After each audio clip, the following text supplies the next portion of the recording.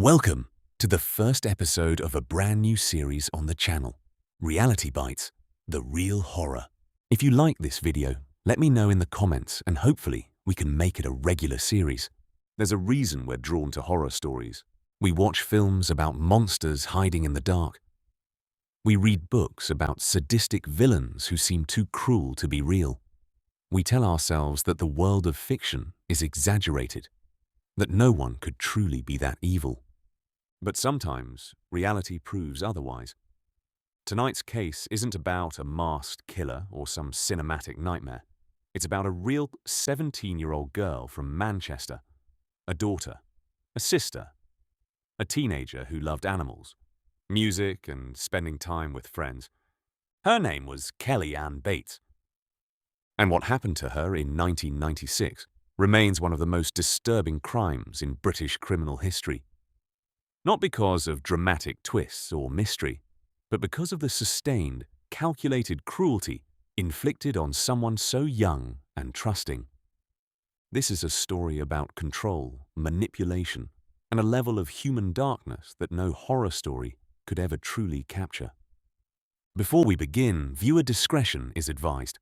While this video will try to avoid any really overly graphic detail, the subject matter is deeply upsetting. Kelly Ann Bates was born in 1978 and grew up in Manchester, England.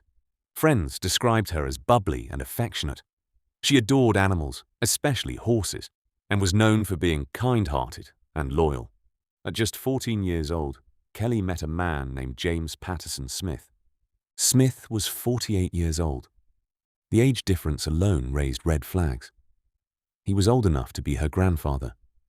But Smith inserted himself into Kelly's life with calculated patience. He bought her gifts. He acted attentive. He created the illusion of safety. Initially, they lied to Kelly's parents, saying that Smith was in his late 20s and was initially just a friend. To a young teenager, that kind of attention can feel flattering, even intoxicating. Kelly's parents were concerned from the beginning. They didn't approve of the relationship, but Kelly insisted she cared for him. Over time, Smith gained more access to her life. This wasn't love. It was grooming.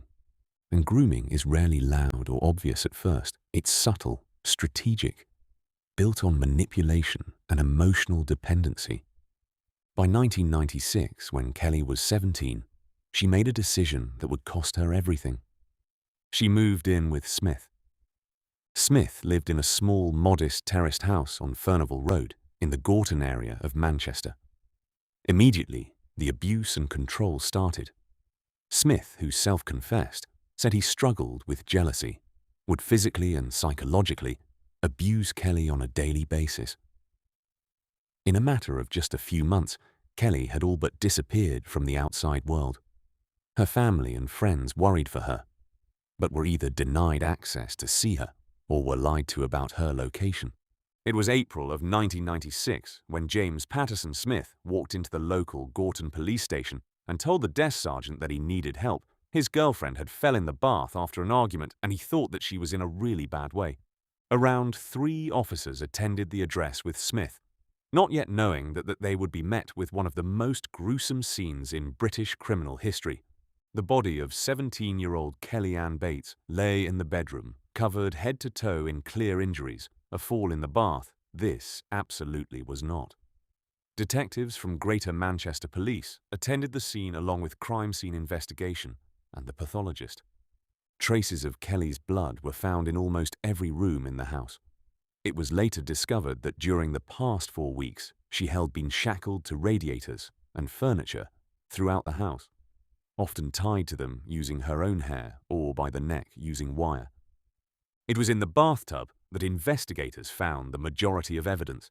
It was clear that the bathtub had been Kelly's home for the majority of the past month. The pathologist revealed that after his review, he could determine that Kelly had suffered at least 150 individual injuries. The pathologist on the case, William Lawler, later said, "In my career, I have examined almost 600 victims of homicide, but I have never come across injuries so extensive." The following injuries were found on Bates's body: scalding to her buttocks and left leg. Burns on her thigh, caused by the application of a hot iron. A fractured arm, multiple stab wounds caused by knives, forks, and scissors. Stab wounds inside her mouth. Crush injuries to both hands. Mutilation of her ears, nose, eyebrows, mouth, lips, and genitalia. Wounds caused by a spade and pruning shears.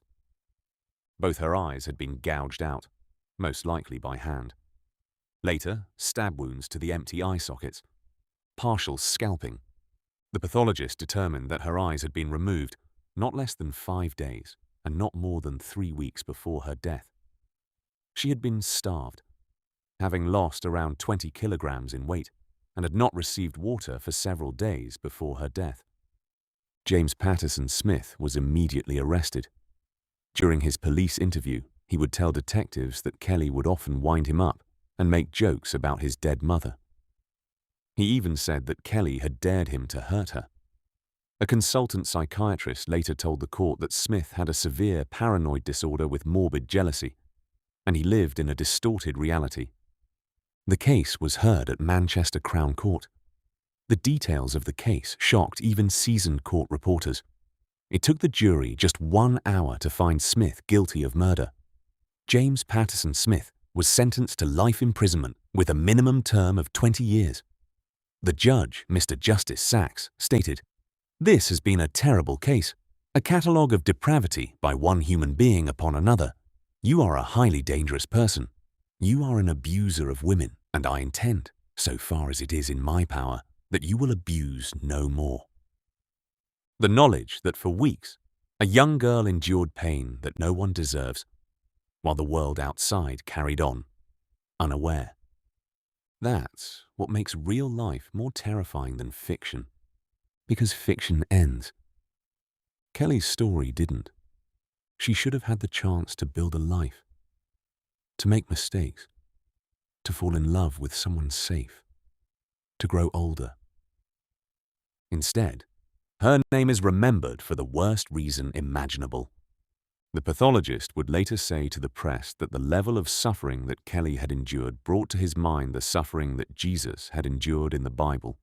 But even then, that had only lasted 3 days. If this case teaches us anything, it's that we must take grooming and coercive control seriously. We must listen when young people are pulled into relationships that feel unbalanced or secretive. And we must remember the victims, not just the horror of what was done to them. Because the real horror isn't found in fictional monsters. It's found in the moments when ordinary people choose cruelty over compassion. If you found this video informative, consider subscribing for more true crime and real horror stories told with respect and care for the victims involved. And tonight, take a moment to remember Kelly Ann Bates, a life stolen far too soon.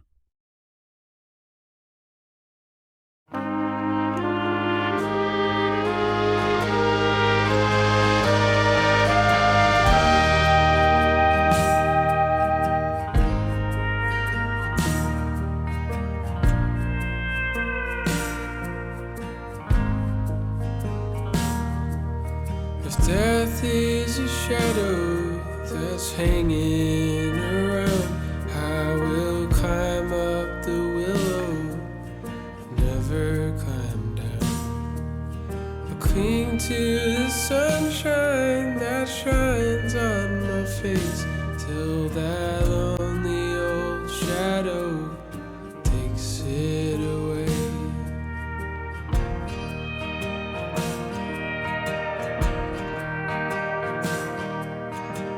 Words of a preacher, the books I have read, who will bring comfort to the fears we are fed. Life is a